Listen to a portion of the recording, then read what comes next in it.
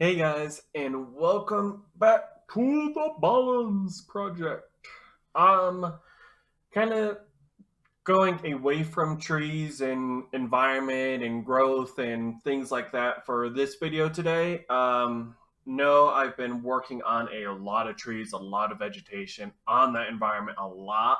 Still getting a lot of progress done on it. Created a very fun texture for leaves and things like that. So an update video will be coming later on, probably next week or the week after for that. But this week, I wanted to start off by showcasing some actual character modeling work. So I'm using this program called Make Human.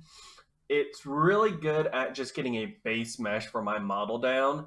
And then later, when I go into Blender and Substance and ZBrush and all these other modeling programs, I can add in more of that fine tuning stuff. Because, like right now, this program is really good at creating solid base meshes for characters. And it's just called Make Human.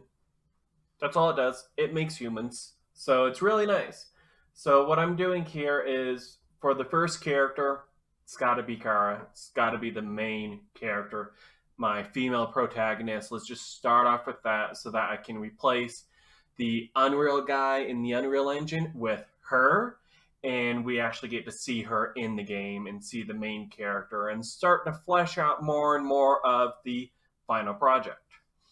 So what's really nice about this program is that it has all these macros and like adjustments that I can make all on this character. I've already gone through and just started to do it, but now I'm starting to go through and fine tune everything. What I'm really trying to do is just make a very strong, passionate female woman that looks like she'll be able to fight in battle and that characters will kind of love, find attraction to, or find interest in as a character for the game. Someone that is not like as like supermodel attraction. I want to create a character that looks very basic, very plain.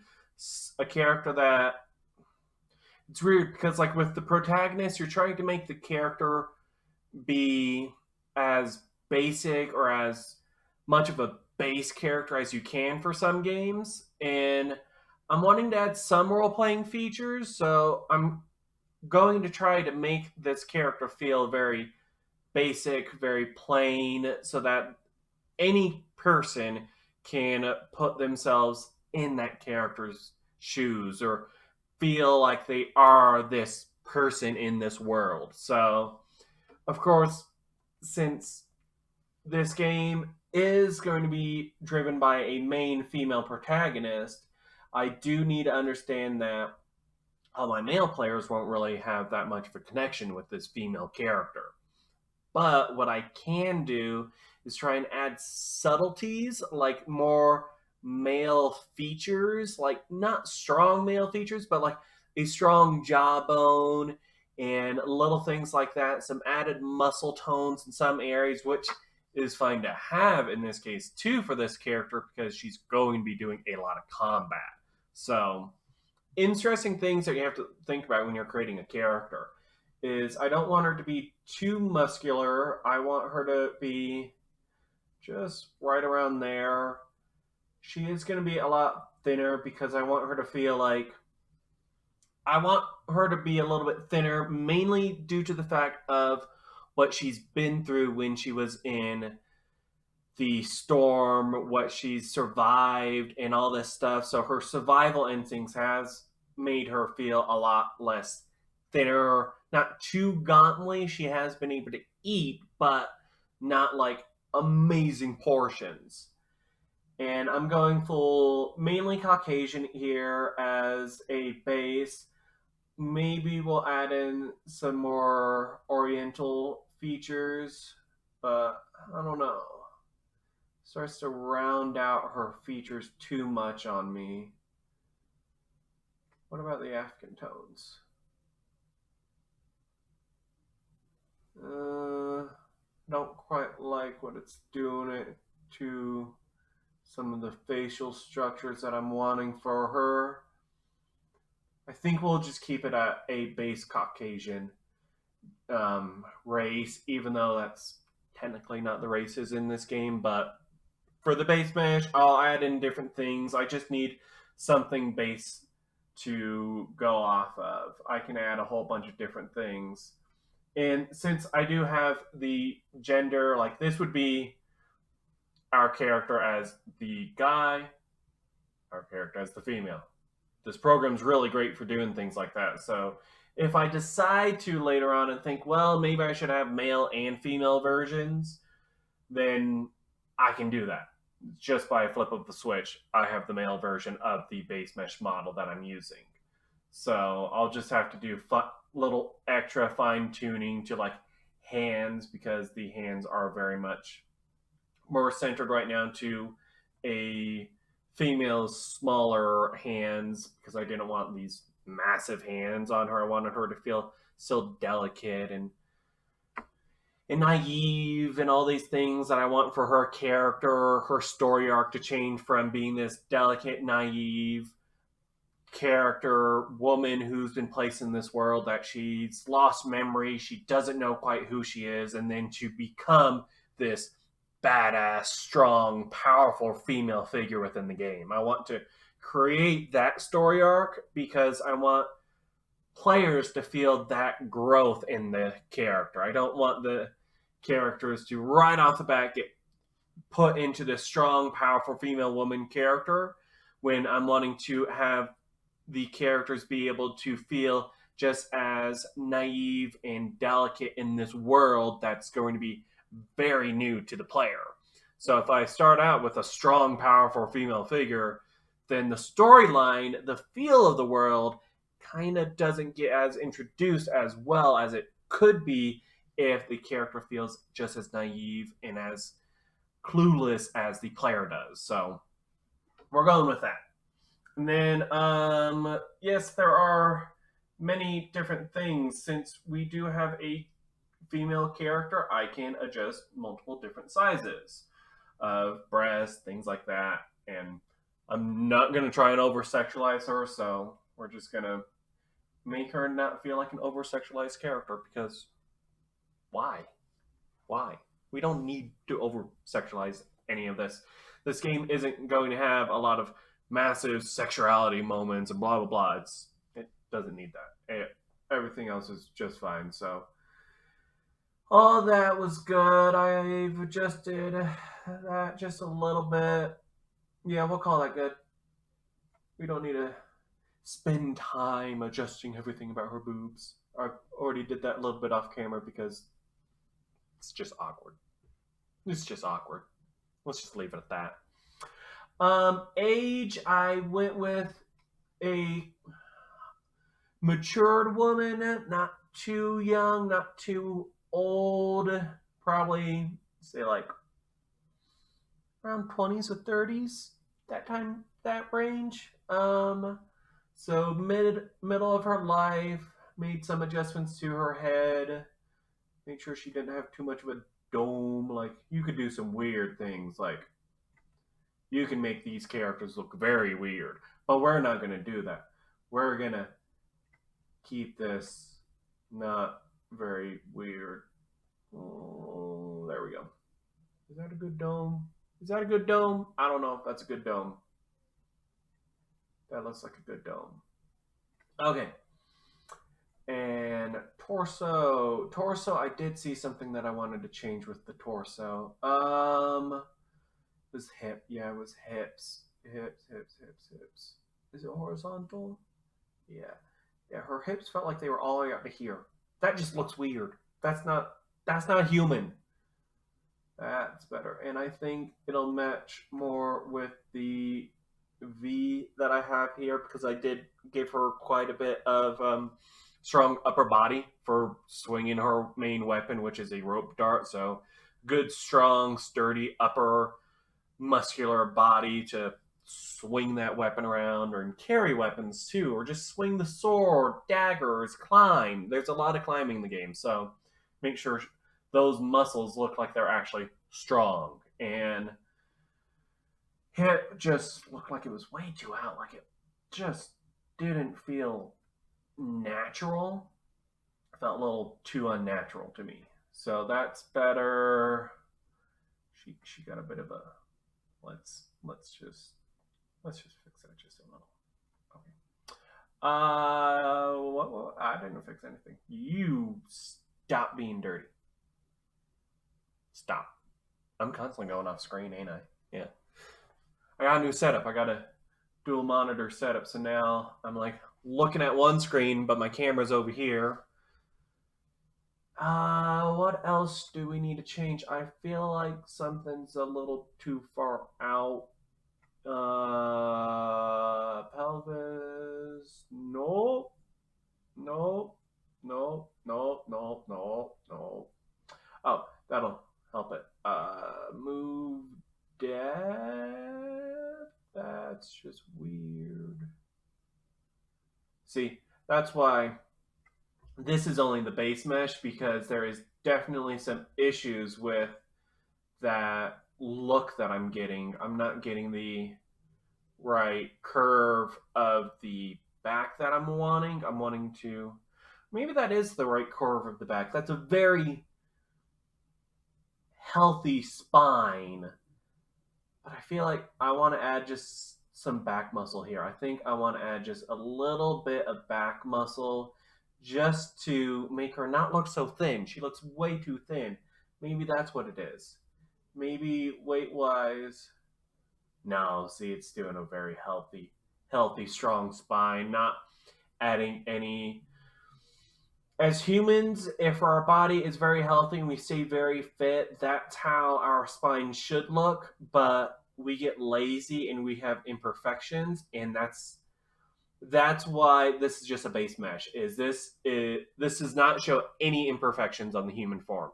This shows pristine, confident, strong human form as if you were created literally by this machine. So we need to add imperfections in a 3D modeling program like Blender or ZBrush. ZBrush might do good at that too, but I like to do ZBrush for my finer details and things like that. So we'll go into Blender and fix up this spine because I don't like that. And her neck is way too long. I just feel like her neck's too long. And see. Maybe it could be a little longer. Wow, our necks are weird. The human form is a weird thing. I think that's good. Can I change anything else? No. Yeah, that should be good. I think that's good. Her circumference, her neck circumference is be a little bit beefy. I want her to feel strong. I want her to feel like she's got strong muscles here and there. Yeah, let's go with that. Face, we did. Head size. Anything else I don't want to adjust about it? Like, I have so much control. I have control over her chin, mouth size, ears, left ear, right ear. I didn't really change the ears all that much because they just looked right. The ears just looked right to me. I did not feel like I needed to change anything like that. I did give her a button kind of style nose, but some slightly bigger nostrils. I think that's good. I'm liking most of that. Mainly, I just needed to show you guys some of the finer features and just show you how this program is really nice. There's a lot of fun things in this program. Like, I can even go into the materials here. And what was the one that I was using? I wasn't using the middle-aged female because that just looked a little weird. It gave too many wrinkles. So with the young Caucasian female, yes. Yeah, that's perfect. So yeah, this program is really good at what it does. She does have what is called a mouth bag. So what a mouth bag is literally inside of the mouth is a teeth and tongue, and those are called mouth bags. It's weird. It's because if you don't have the teeth and tongue, then it's just this empty bag in there. So, hence mouth bag. So when you add in teeth and tongue, you are literally giving it an actual mouth bag for video games. Um, I'm sure there's more about that than just what it is, but that's what I know it is. So I go with that. I don't need to pose or animate her because I'm gonna create my own rig for her. I don't want a basic rig set because it's all going to get changed anyways. And then I did want to add one thing. Oh, I wanted to show you guys hair. So we'll just put basic hair on her. Oh no, not a bob, not the bob. We'll go with long hair. Now, see, this is the issue. Is with this program, it doesn't really allow me to do much with hair. It's just here's hair. So we just have hair on her, and I'll have to go into another program and actually create the hair.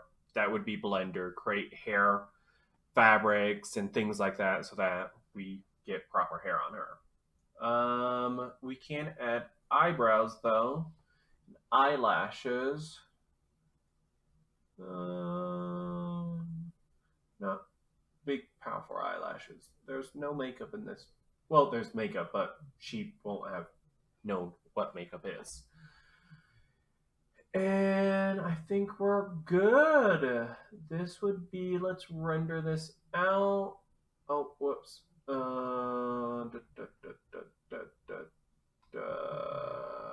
See the fourth figure, render it out, rendering complete, and there she is. That's how easy it is to make a base mesh base mesh of a character in this program. And it really didn't take me that long. I would say it took me like 10 minutes to make this character base mesh. I'm just taking off eyebrows and eyelashes because I'm going to have to make those anyways in another program because it's not the correct hair color that I want for the character. I want her to be blonde, mainly because I want to tie that blonde hair to the mother goddess creature that's going to have blonde hair as well. I may make it more of a dirty blonde because the father character is going to have brunette hair. So we're going to add that all in there later on. So don't need any hair on this character. Only want the eyes done and a basic coloring of the character's flesh because I'll even add again, this made the flesh very pristine, very clean, but it doesn't have a lot of great details on it, so that's where I'll go into another program and add in stronger details, stronger tones, and little things like that because currently there's some nice things going on here and over here, which we're not really going to see the feet all that much, so we don't really have to worry about that.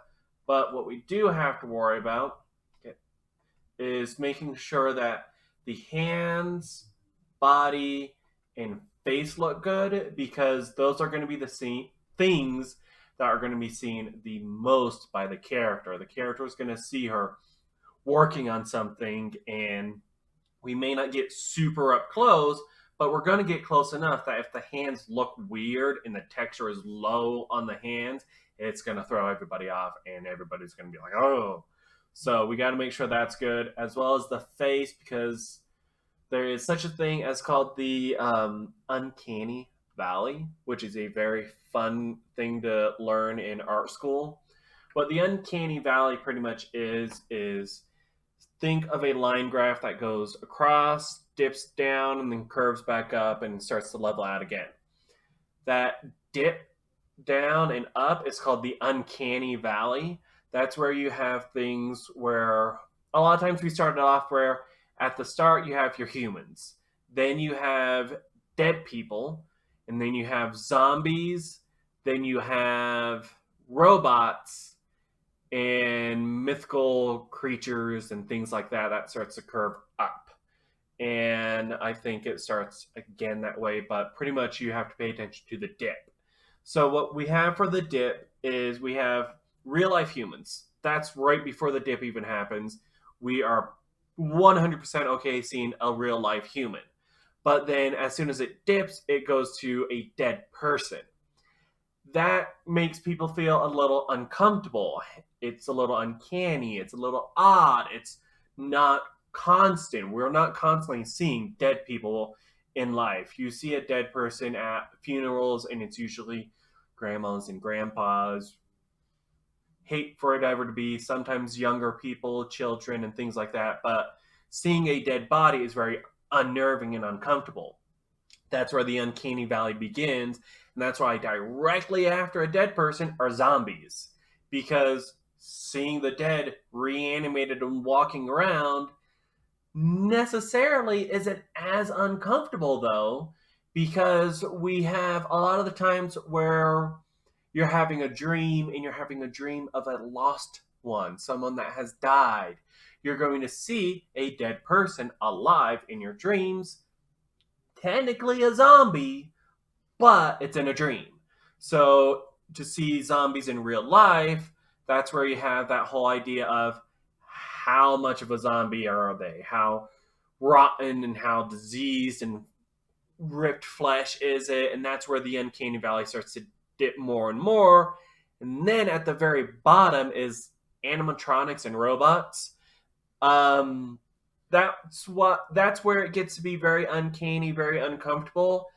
It's where you see in videos in Japan where they were making robots and all that stuff. The robot looks very uncomfortable to look at when it starts to move its lips and things like that. It's doing things so strong, but there is obviously something wrong with it. It is not human, and it makes some people feel very uncomfortable.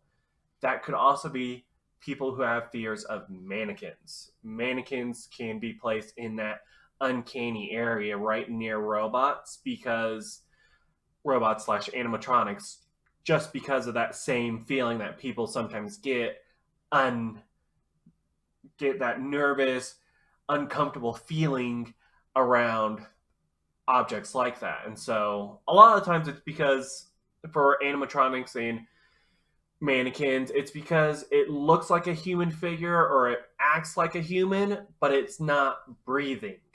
It's not doing anything to show us that it's breathing or blinking or making any inaccuracies with its lip movements and things like that. So that's the Uncanny Valley in a nutshell, starting from like top to bottoms. And you can fill the Uncanny Valley with a lot of things: Dracula, vampires, werewolves, blah, blah, blah. All of it lands in the Uncanny Valley along its curve. And so it's just putting it in the right area that it's above zombies. If you're making zombies, then put it in zombies. But if you're not, put it above zombies, where you'll have living things in the Uncanny Valley is above anything that's dead.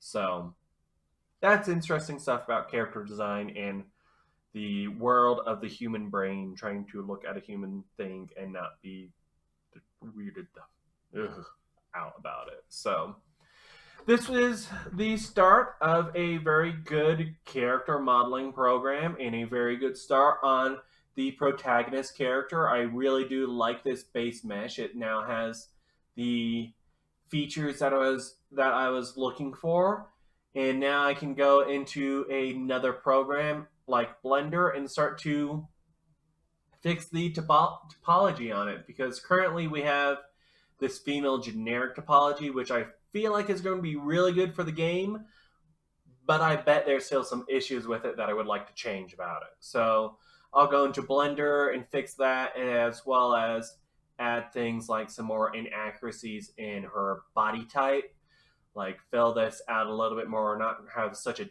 deep bend in the spine, have that inaccuracy that we all have where we start to hunch over a little bit. I'm fine having this strong back here because I said I want that strong muscle tone up here, and so I think I just need to carry that down here some, and then we'll have a pretty good, strong character. I might even add some more strength in the thighs and things like that in that other program. So yeah, this is fun. I've never been that great at character modeling, but with programs like these that can help me do better at it, I very much enjoy character modeling now. It's fun. It takes hours though, but it's fun. Like a lot of things in game design, it takes forever and it's nerve wracking, but it's fun. So, with that, guys, as this saves, I will see you guys in the next video where we'll probably be talking about some more character modeling as well as showing you guys what I've done in the environment so far. So, with that said, please continue like, commenting, and subscribing, and I will see you all in the next video.